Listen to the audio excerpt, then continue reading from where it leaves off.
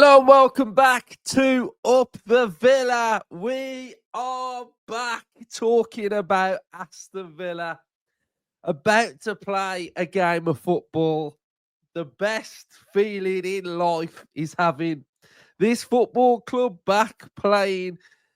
You miss it when they're not there and they're not playing, and it's been the longest 18 days for me. Just wanting to watch Aston Villa play. So, Villa fans, if you are new around here, make sure you are subscribing. Get on the journey. Get on the end of season journey. Smash the likes. Let's try and get around 800 and comment your thoughts in the comment section down below. International break has been very good, to be honest. I mean, missed the Villa, but actually seeing Villa players play football for England especially has been very good. 3 England players started against Latvia. You know, the majority of the squad is technically Villa players. So that was really pleasing to see. I think there's been a standout performer in Ezri Konsa. I think he's looked assured.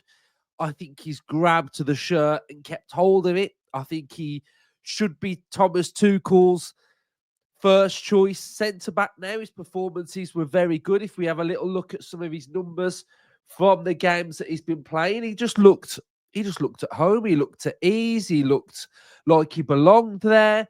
And I think it was performances that we've known Konsa and we have been accustomed to Konsa having. Outside world are probably thinking, oh, Konsa, he's good in it, or he's bailing out Dan Burn, etc. I thought Mark Gray had a really poor game against Latvia. And Konsa was the player that was really standing out. So if you look at his numbers, 7.55 across the 2 games, playing on that right-hand side. Passing, we've got 96% accuracy, 97.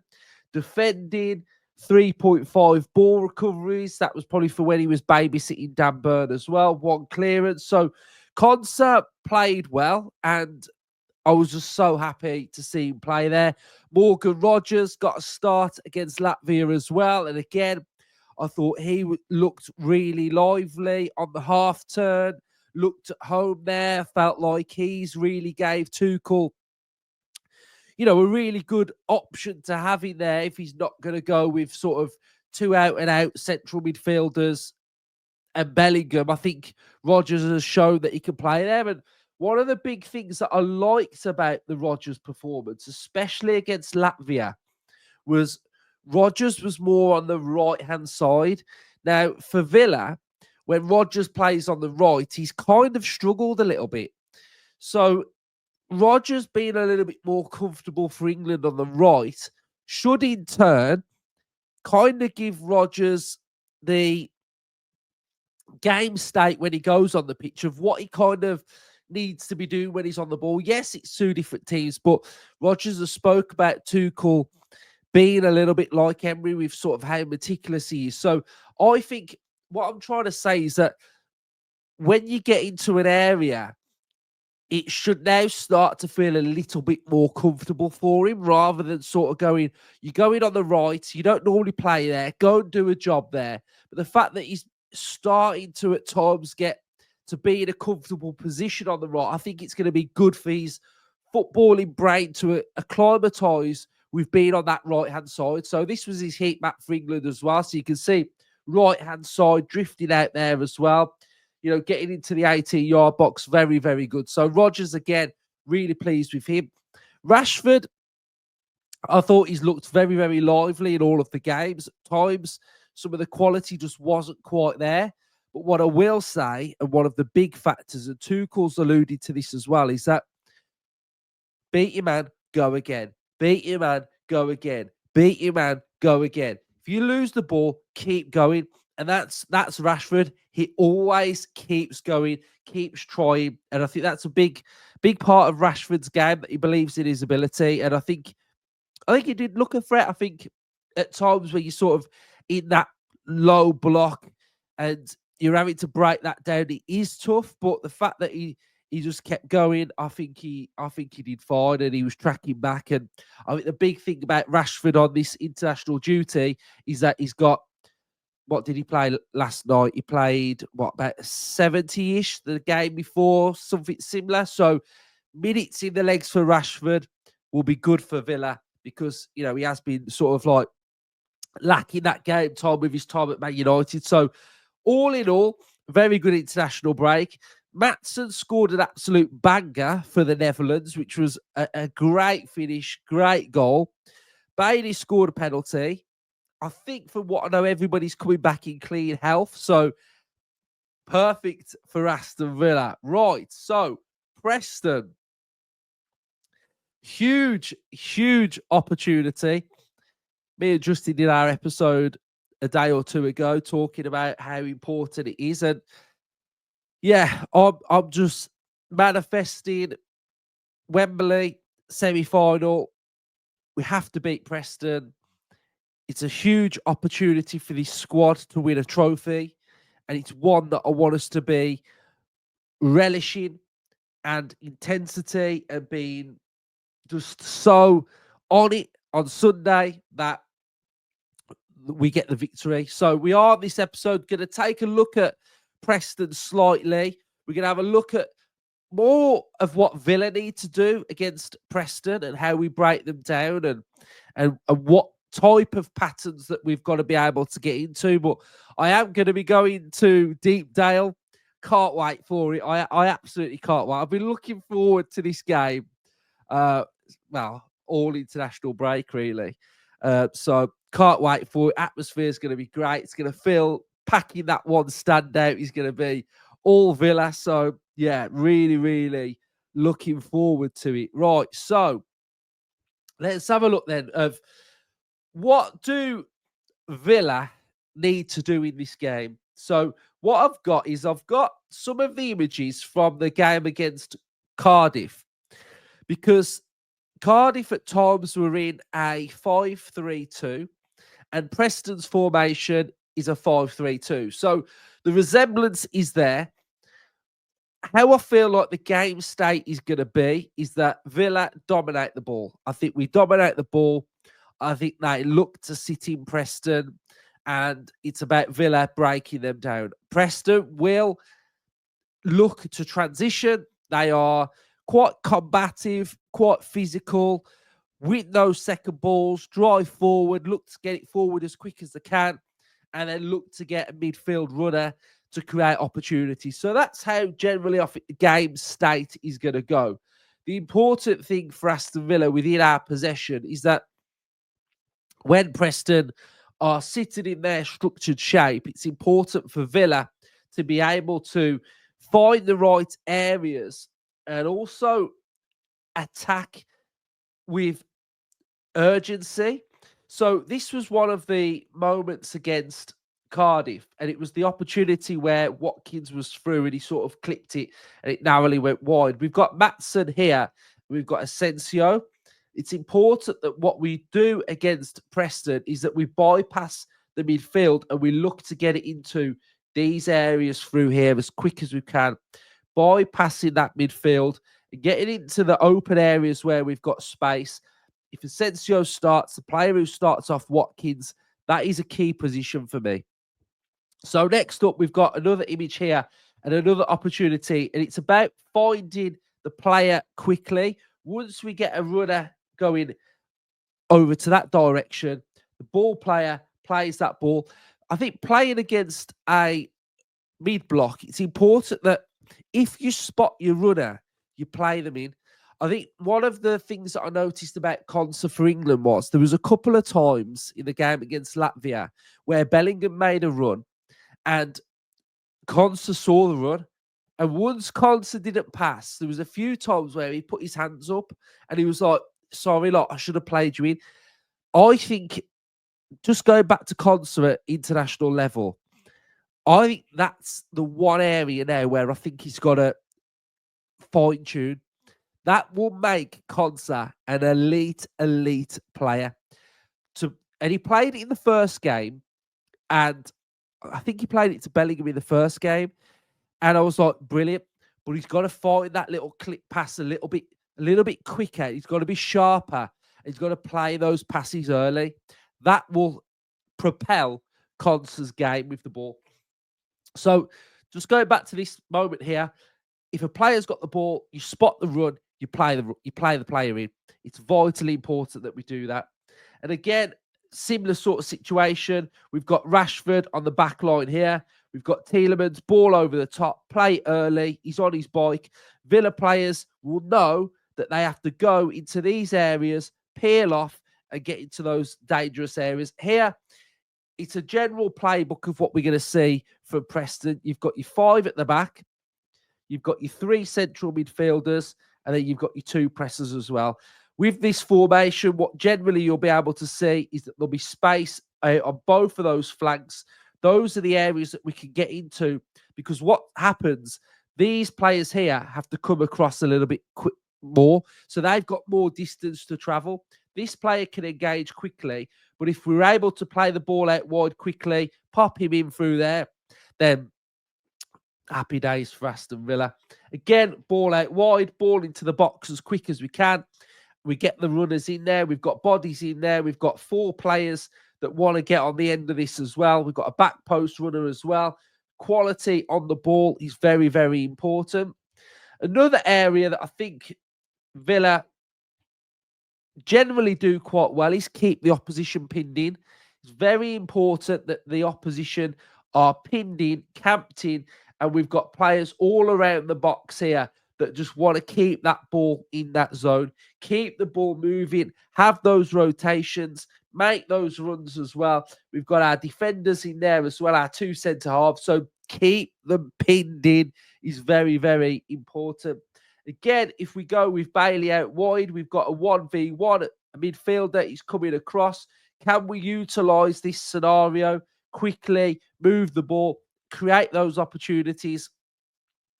So quickness on the ball is important, but the other thing that is vitally important is patience. Not rushing. There's a difference between moving the ball quickly and rushing your action.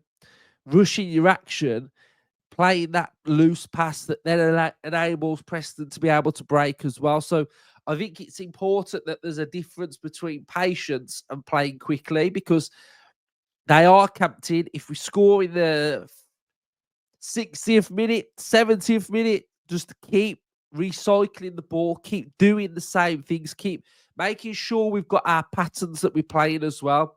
That's, again, going back to England, that's one of the things that I've been impressed with Tuchel so far, is that his patterns of play, keep doing the same patterns.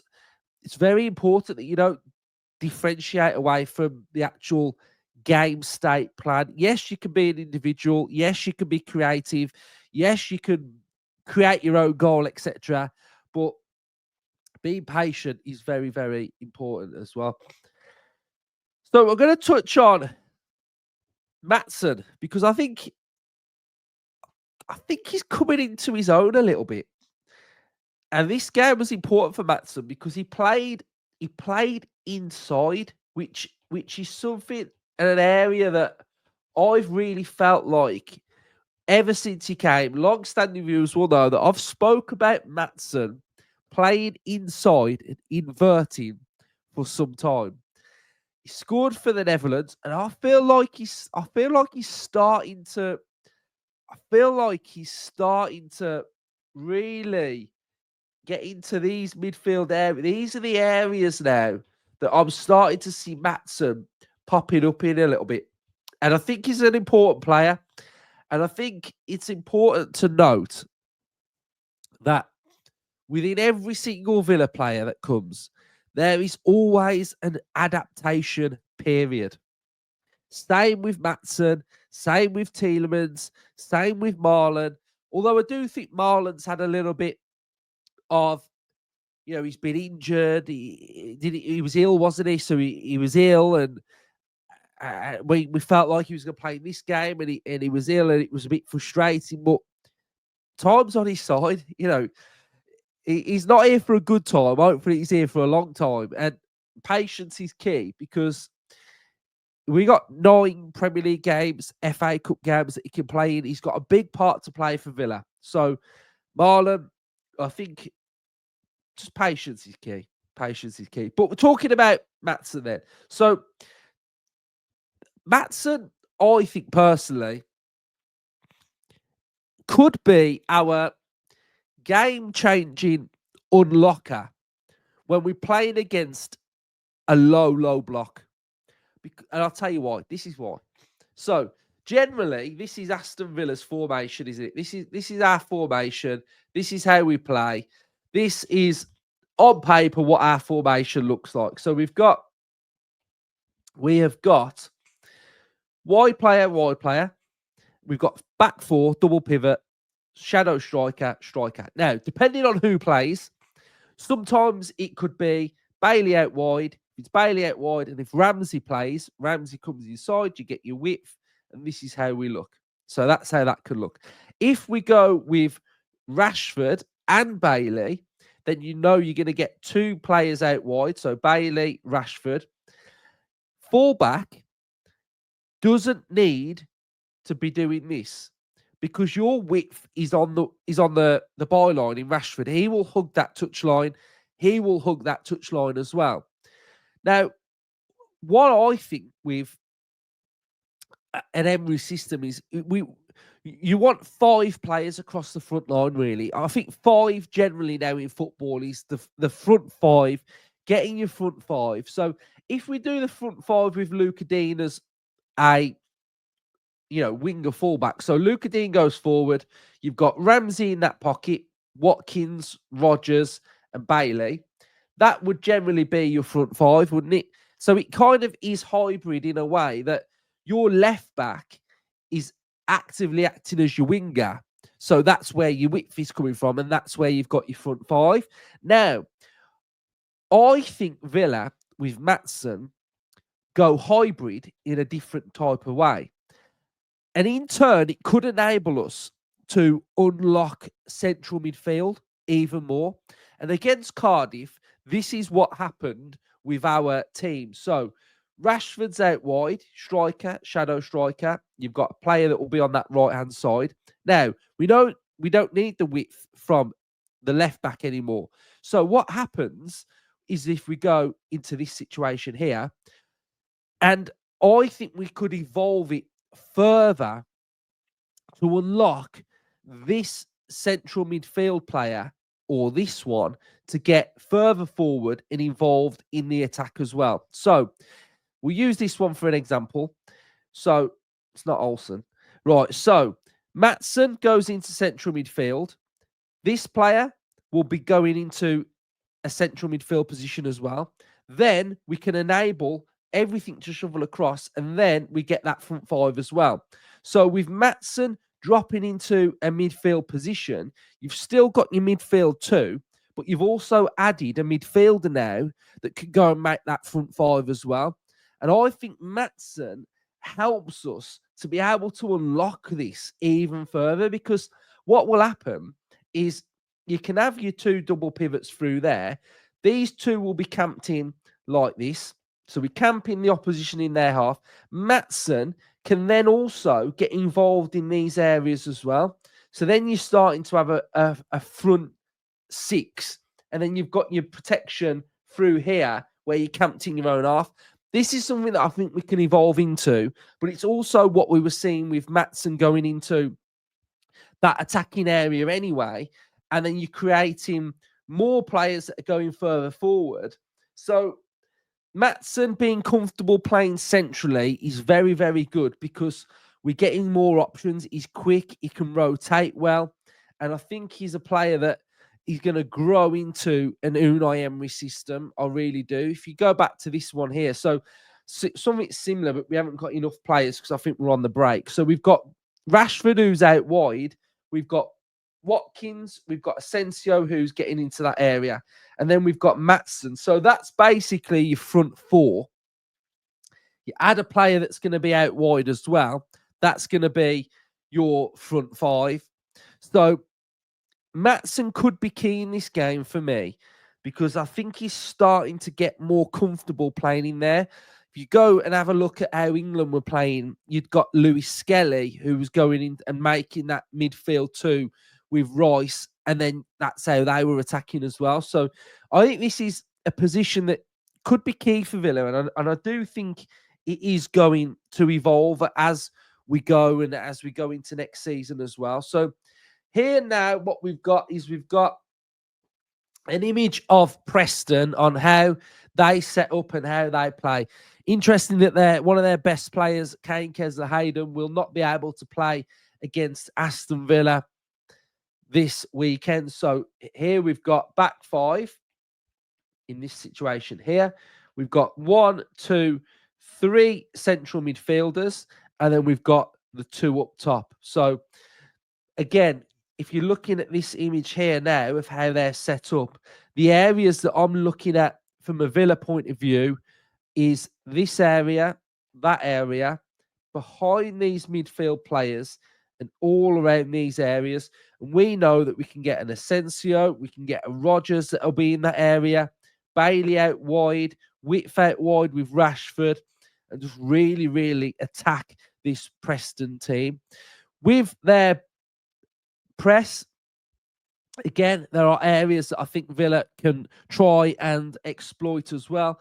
Time on the ball into these areas, big open gaps and space here, because what you'll find is that we've got their front 2, we've got 2 players here, so we know that there's a back 5 behind this image, and there's also 1 more midfielder.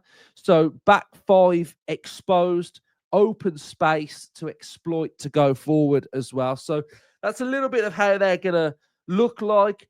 Osmajic is going to be back for this game. Apparently, he was out for the games before, and he didn't go on international duty, so he may play. I think there's Shuri who might be back for this game as well.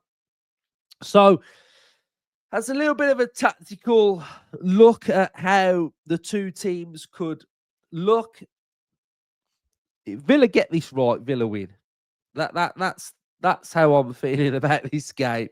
Like if the correct Villa rock up, then we win this game and we get to Wembley, and form has started to look a little bit different for Villa. If we have a look at our form in the last couple of games, etc., we've got the win against Cardiff, Bruges, Brentford, Bruges, Alain.